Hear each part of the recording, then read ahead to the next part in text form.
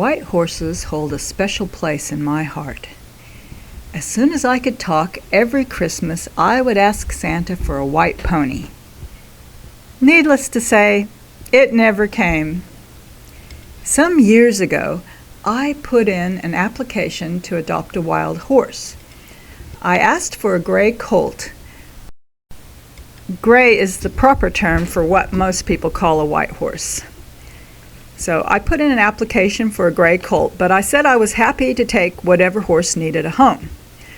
When the truck carrying a load of wild horses arrived at my place, there was a handsome gray colt on board, but they unloaded a brown filly instead. I thought they'd made a mistake, but no point in arguing. Now, I tell the story of that wild horse, Kahurangi, and one of my other videos, which I'll pin in the description. Now, I had made my request known to God, and He had not forgotten my prayer, but it was just not the right time. Eventually, I did get my gray colt. I had bought an 18-year-old Arabian mare named Esmeralda. She was being retired from breeding, and I had offered her a forever home where she could live out her golden years. Esmeralda was extraordinarily beautiful and sweet. She had given birth to 8 lovely foals, 7 girls and a boy, and she was carrying inside of her the promise of one final gift to the world. "She'll have a filly. She's a filly producer," they told me when I bought her. Now, she was bred to a handsome bay stallion, a New Zealand champion. So I had a 50-50 chance of the foal being gray or a solid color. "I'd like a gray colt," I whispered to God.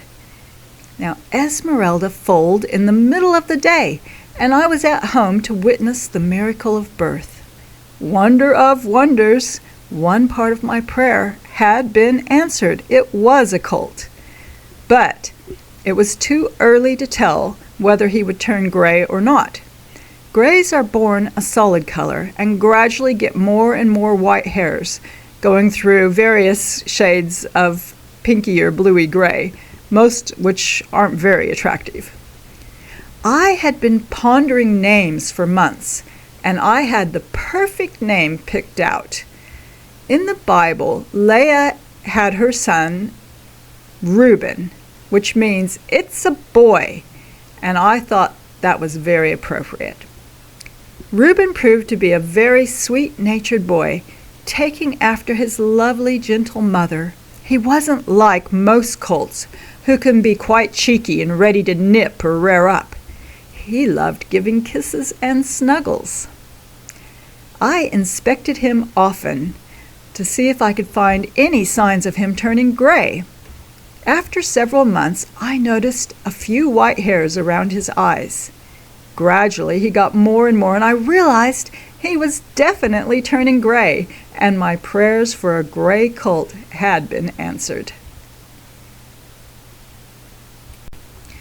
Reuben went through a real ugly duckling stage as his coat transformed from chestnut into rose gray and then dark gray, then light gray. And now he is the beautiful white horse of my dreams. His mother, Esmeralda, enjoyed her retirement years going to the trails and beaches where everyone admired her great beauty.